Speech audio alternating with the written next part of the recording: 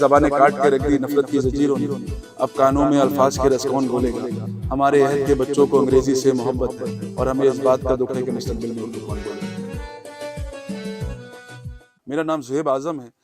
मैं एक private company में as a head of customer services अपनी खिदमत अंजाम दे रहा हूँ और इसके अलावा कराची के अंदर मास्टर्स इन बिज़नेस एडमिनिस्ट्रेशन में मैंने अपनी डिग्री मुकम्मल कर ली है।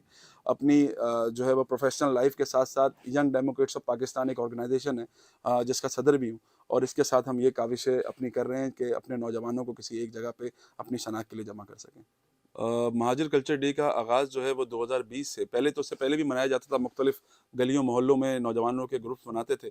लेकिन 2020 में हमने एक बुनियाद डाली कि अपने नौजवानों की जो फ्रस्ट्रेशन उनके ज़हन में बनती जा रही है, जो उनको नौकरियों से, तालीमी इदारों से दूर रखा जा रहा है, तो उसे कहीं न कहीं सड़कों पर लाकर एक फ्रस्ट्रेशन का जो मुज़ाहिरा था उसको सड़कों पे लाके हम उसको ऐसे मिलाते हैं कि काइनेटिक एनर्जी को पोटेंशियल एनर्जी में तब्दील करना था। और 2020 में 24 दिसंबर के रोज़ हमने इरादा किया महाजिर कल्चर डे के हवाले से एक रैली निकालने का। सबसे पहले क्योंकि रिसोर्सेज़ की कमी थी तो हमारे पास कोशिश यही थी कि तब से सबसे पहला जो प्रोग्राम हो वो महाजिर सकाफ़ती प्रोग्राम हो कोई ना कोई, लेकिन रिसोर्सेज़ की कमी के बाइस हमने उसे एक पीस वॉक में तब्दील किया और करीमाबाद से मदार-ए-कायद तक हमने रैली निकाल गई। उसके बाद लोगों का जो रिस्पॉन्स हमारे पास आया वो यकीन माने आउटस्टैंडिंग था और उसका मैं लफ्ज़ों में उसे बयान नहीं कर सकता। तो 2020 में इसकी बुनियाद डाली गई 24 दिसंबर को, वरना उससे पहले मुख्तलिफ़ तारीख़ में महाजिर कल्चर डे मनाया जाता था। कभी 14 अगस्त को मनाते थे, कभी 1 अगस्त को, कभी 2 अगस्त को मनाते थे। लेकिन उसके बाद मुनज़्ज़म तौर पर हमने ये कोशिश शुरू कर दी नौजवानों ने, महाजिर ने, कि 24 दिसंबर को हर साल महाजिर सकाफ़ती दिन मनाया जाएगा। अच्छा ये बताइए कि आप कौन-सी एमकेएम के इस वक़्त काफ़ी धड़े हो चुके हैं, जी, जी, जी। इसमें पीएसपी भी शामिल बिल्कुल है। है सर। आप लोग जो नौजवान महाज हैं, ये किस धड़े से मुंसलिक हैं? नहीं, हमारा किसी भी धड़े से कोई ताल्लुक नहीं है और इसे हम कैटेगोरिकली जो है वो डिसोन करते हैं इस चीज़ को। क्योंकि देखें हमारा हर एक शख़्स का किसी न किसी पॉलिटिकल पार्टी से एफ़िलिएशन होती रही, माज़ी में होगी और आने वाले दिनों का जो होगा वो हम वादा नहीं कर सकते। लेकिन मौजूदा तौर पे जब मैं आपके साथ स्टूडियो में बैठा हुआ हूँ, तो महाजिर कल्चर डे के हवाले से किसी भी तंज़ीम की कोई पुष्पनाही हमारे पीछे नहीं है। ये महाजिर नौजवानों का एक पूरा प्रॉपर प्लानिंग, मैनेजमेंट और इसकी एग्ज़ीक्यूशन तक महाजिर नौजवान इसमें शामिल हैं। किसी पॉलिटिकल पार्टी से किसी का भी कोई ताल्लुक नहीं है। अगर पॉलिटिकल पार्टी से ताल्लुक नहीं है, तो क्या किसी ऐसे से ताल्लुक है या किसी ऐसे की पुष्टपनाही है, जिसकी पुष्टपनाही के बगैर हुकूमतें भी नहीं बनती? नहीं, इसमें मैं आपको सिर्फ़ ये छोटी-सी बात बताऊँ कि हम पिछले साल महाजिर सकाफ़ती दिन के हवाले से हमने कोशिश ये करी कि हम मुख्तलिफ़ इदारों को जाके अपना पॉइंट ऑफ व्यू बता सकें और हमने उसमें एक थोड़ी-सी कोशिश की और हमने सिर्फ़ उनको यही बताना जो आज आप मुझसे सवाल कर रहे हैं कि आपका ताल्लुक कहाँ से? क्योंकि जब महाजिर लफ़्ज़ आ जाता है तो उस महाजिर लफ़्ज़ के पीछे सबसे पहले अगर कोई और नहीं करता तो फिर उनका ताल्लुक किसी न किसी बैरूनी साज़िश के साथ जोड़ दिया जाता है। तो हमारे ज़हन में ये चीज़ पहले से थी अल्हम्दुलिल्लाह। तो हमने कोशिश ये की कि अपना बयानिया, अपनी चीज़ उनके सामने रख सकें और उनको बता सकें कि हमारा ऐसा कोई मकसद नहीं है। बिल्कुल ऐसा है। लफ्ज़ जो है नॉर्मली अगर किसी से पूछा जाए उर्दू स्पीकिंग बोलते हैं लोग, जी, जी। तो ये जो वर्ड है ये क्यों बोला जाता है? लोग महाजिर क्यों नहीं बोलते और इसके लिए आप क्या करने जा रहे हैं? सबसे पहले हमारी कोशिश ही यही थी और हमने इस साल इसको बाकायदा अपना बयानिया बना के लोगों में उतारा है कि उर्दू स्पीकिंग तो पाकिस्तान की 70% आबादी है। तो अगर वो उर्दू स्पीकिंग है तो फिर तो आपके और हमारे कोई बीच में डिफरेंस होना ही नहीं चाहिए। लेकिन अगर डिफरेंसेस हैं, शनाख्त की बुनियाद पे आज भी हमारे बच्चे तालीमी इदारों में तालीम हासिल करने से दूर हैं। नौकरी की बुनियाद पे अगर कहीं भी किसी भी सरकारी इदारे में नौकरी आती है, तो वहाँ बताया जाता है कि इस इलाके से इस लोगों को यहाँ से इतने लोग इस नौकरी के लिए अप्लाई कर सकते हैं। लेकिन कराची के नौजवानों को वो हक हासिल नहीं होता। तो हमने इस बार कोशिश ये की है क्योंकि हमने अपनी शनाख्त को डर की वजह से किसी ना किसी ऐसी वजह से कि हमने उसको पॉलिटिकल बहुत ज़्यादा कर दिया अपनी शनाख्त को, महाजिर लफ्ज़ को, तो उसकी वजह से हम महाजिर कहते हुए घबराते हैं और उर्दू स्पीकिंग का लफ्ज़ इस्तेमाल करते हैं। तो हमारा ये लम्हा फ़िक्री है कि पहले हिंदुस्तानी कहा जाता था और हम उसपे ये कहते थे कि रगों में दौड़ता सारा लहू ईमान वाला है, मगर ज़ालिम समझता है कि हिंदुस्तान वाला है। तो इस पे हमने इस बार ये बयानिया बनाया कि सबसे पहले तो हमारी कौम को उसकी शनाख्त पता होनी चाहिए। अगर उसके साथ ज़ुल्म हो रहा है, क्योंकि हमारे यहाँ पिछले अरसे एक नादरा के एक ऑफ़िसर से उनसे हमारी मुलाकात हुई, तो उन्होंने बताया कि नादरा के फ़ॉर्म पर 6 ज़बानों के कॉलम हैं, जिसमें पंजाबी, बलोच और उर्दू इसके अंदर है।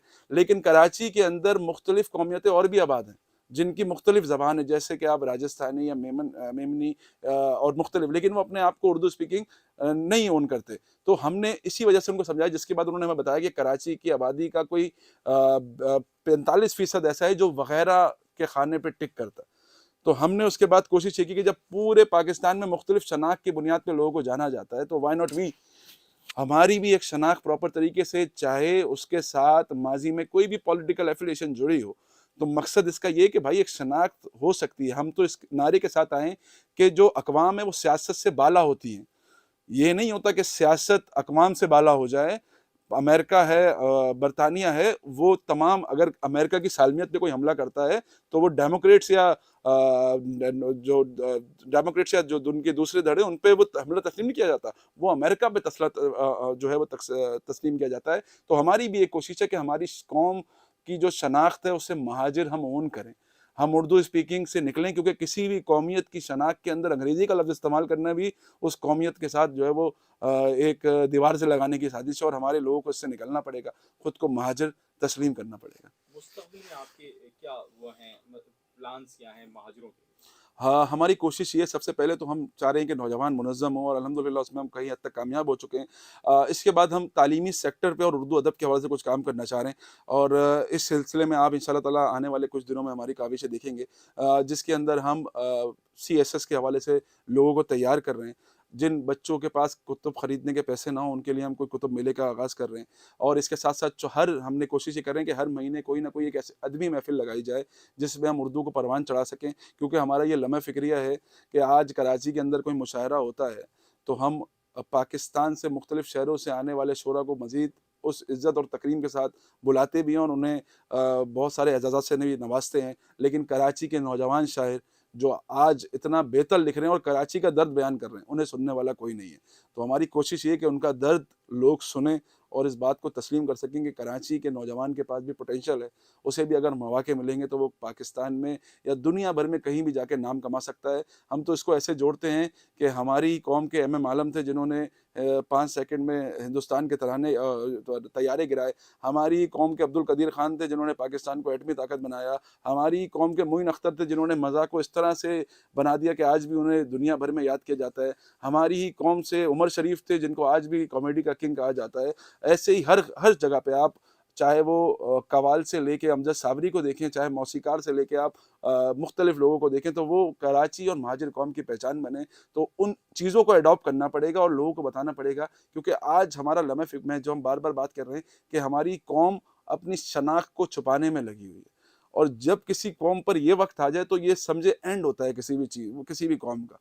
तो हम कोशिश ये कर रहे हैं, क्योंकि आज मुसलसल कहा जाता है कि हमें कोशिश की जाती है कि हम अपनी शनाख्त को छोड़ के किसी और शनाख्त में तस्लीम कर दें।